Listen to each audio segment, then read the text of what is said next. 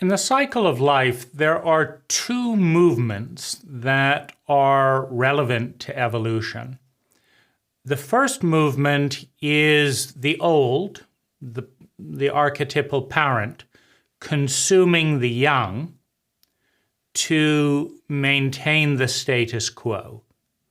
So in this process, you have stagnation or devolution. The parent gives birth to the child and then seeks to feed on that child to maintain their own well-being. The culture gives birth to an individual, but seeks to crush the dreams and innovation of that individual in order to maintain the status quo. The snake gives birth to young and eats their own young, thus thwarting the evolution of the species. So this is one direction. The other direction is the archetypal parent feeding the young and consuming itself in order to give birth and serve iteration, innovation, and evolution. So these are the two directions. If we take the latter direction, we get evolution. If we take the former, we get stagnation and ultimately devolution.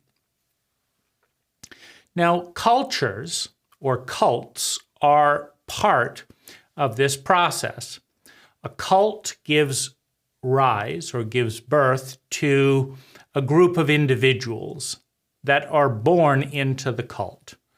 You speak English, you eat hot dogs, you drive on the right side of the road, you go to school and you learn this. If you smoke some marijuana, you go to jail. Don't ask why.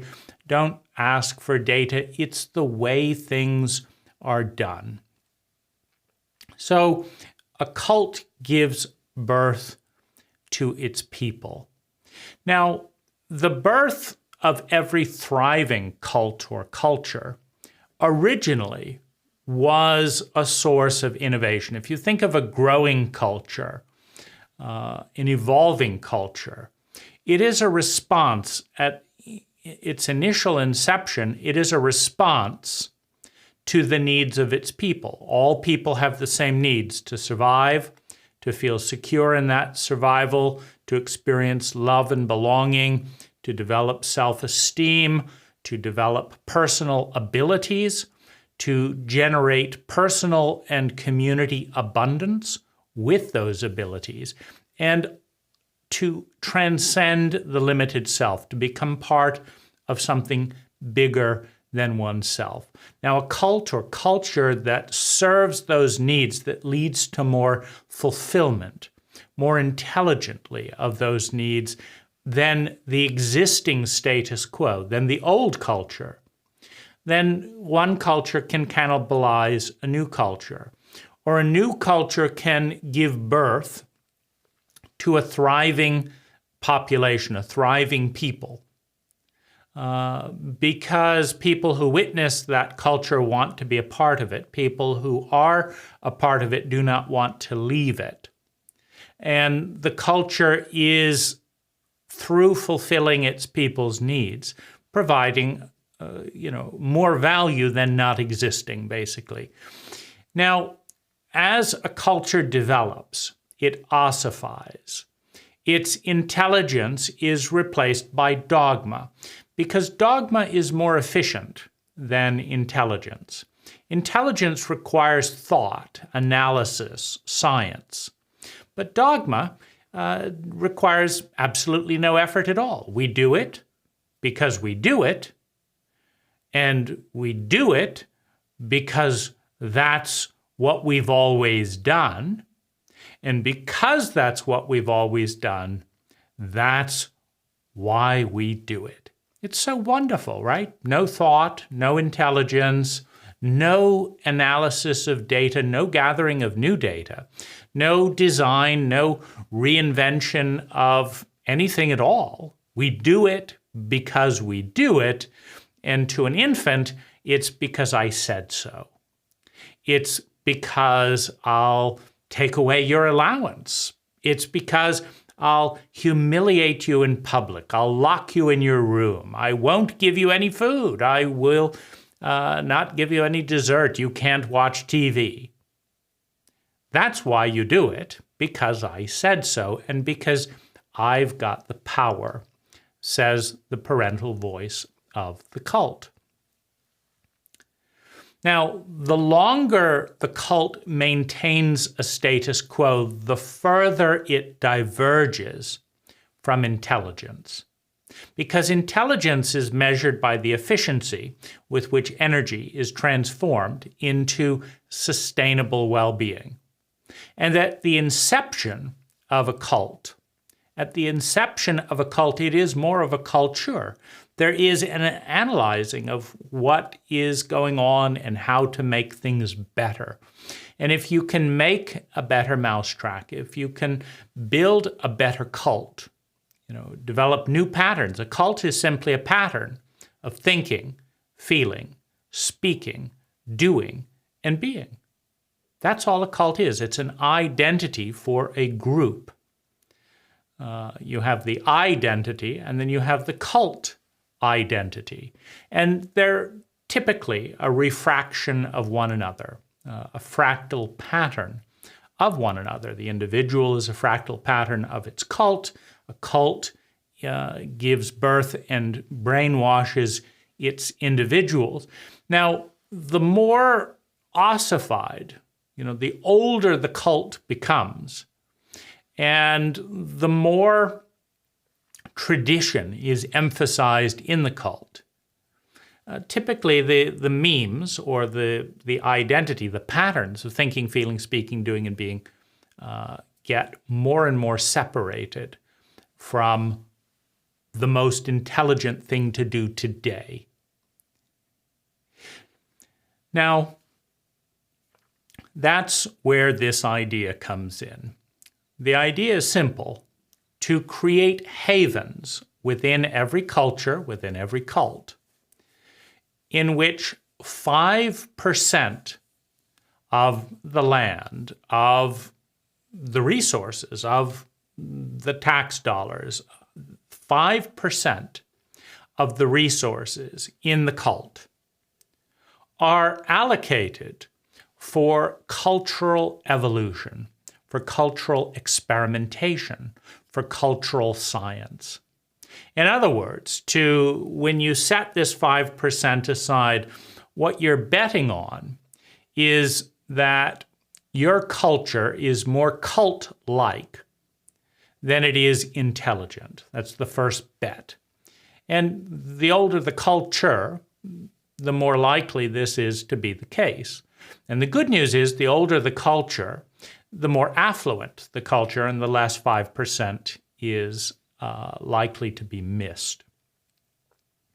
And so to get access to this resource, you make a proposal that is out of sync, meaning that it is not constrained within the memes of the cult, within the cult identity. In fact, in order to qualify for this pool of energy, one must demonstrate divergence in at least 70% of the areas, meaning there must be a 70% divergence from the cult, number one.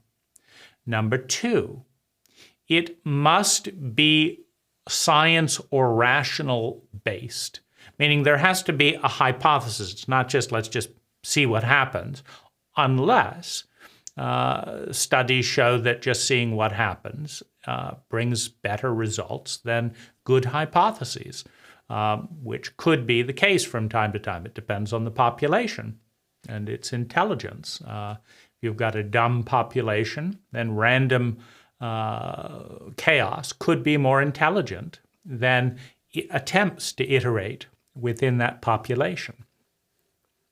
So you set aside the pool, you demonstrate 70% or more divergence. Now, you don't want 100% divergence. You don't want to reinvent electricity, reinvent roads, reinvent food, all in one go. You want to take the most effective things within your cult and within other cultures and keep the ones that are working, not reinvent everything. But you want to do something majorly different, number one. You want to do it for between 5 and 10 years to demonstrate effectiveness, to demonstrate your theory. It will take up to 10 years to do an all-electric neighborhood within your 5% of the land, or to build tiny houses. This is where I'm interested in it. There are more than 1,000 laws in Marin County, California, that block my ability to build a tiny home community for $5,000 a home to house our homeless. 1,000 laws take that $5,000 housing opportunity and turn it into a $650,000 large home that's worse for the environment, and et cetera, et cetera. And so when you ask innovation to fight bureaucracy, this is why cults die. There have been 10,000 cults in human history, 10,000 cultures, languages, beliefs, and 95% of them are dead. Why did they die? Why are 95% of all the cultures in human history dead? Their languages are dead. Their mythologies are dead. Only 500 remain on the planet today in any noticeable way. Why?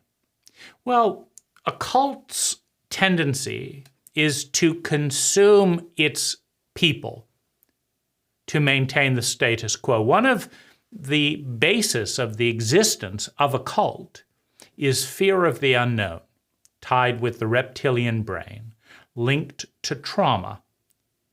In highly traumatized peoples, the fear of the unknown, linked to change, linked to being out of control, is the biggest fear within the population.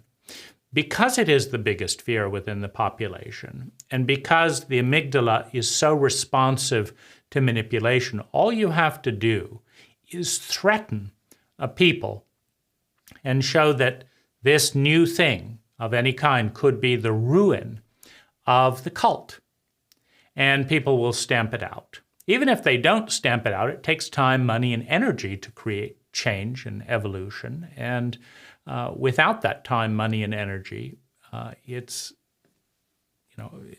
can easily burn a few people up. If a cult produces a minority, a very tiny minority of people that even see the importance of change, and then consumes their energy, feeds on them, makes it hard. Come to City Hall at 7 p.m., prepare your questions in advance.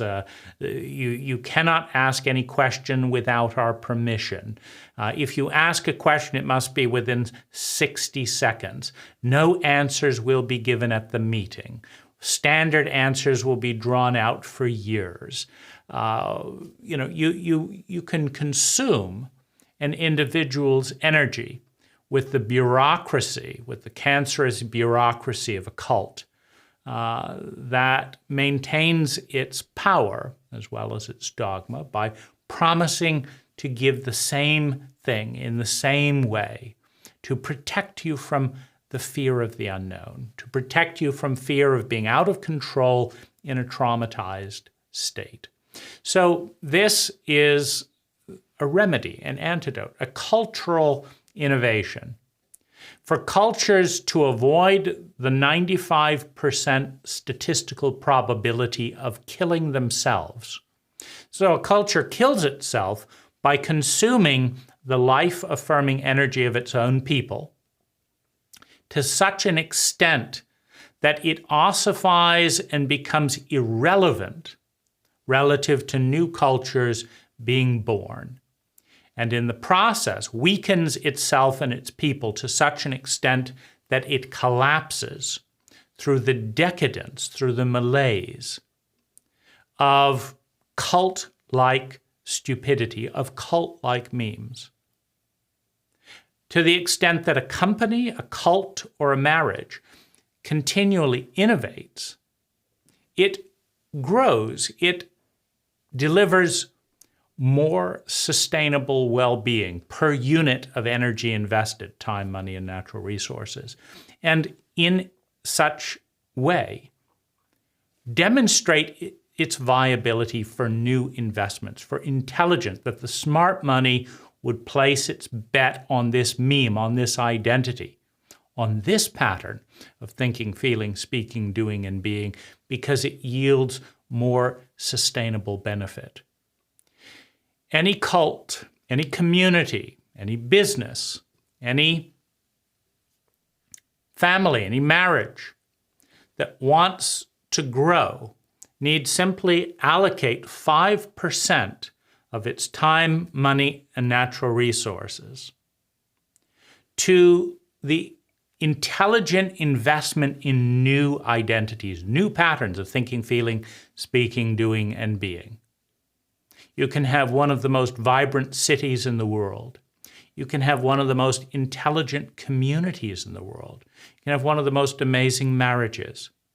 Just take 5, and if you're up for it, why not 10% of your time, money, and natural resources to become something far more intelligent? Think of 10x, and that's another good criteria for this allocation, that what is being invested in is 10 times more intelligent than the status quo. Hi, I'm Dan Rose. All knowledge begins with a paradigm, and out of that paradigm comes an idea, an awareness that we adopt, reject, or synthesize into something better. It doesn't become wisdom, it doesn't become useful until we take action, until we integrate it into not only our thoughts, but our feelings, our body, our words, and our way of being.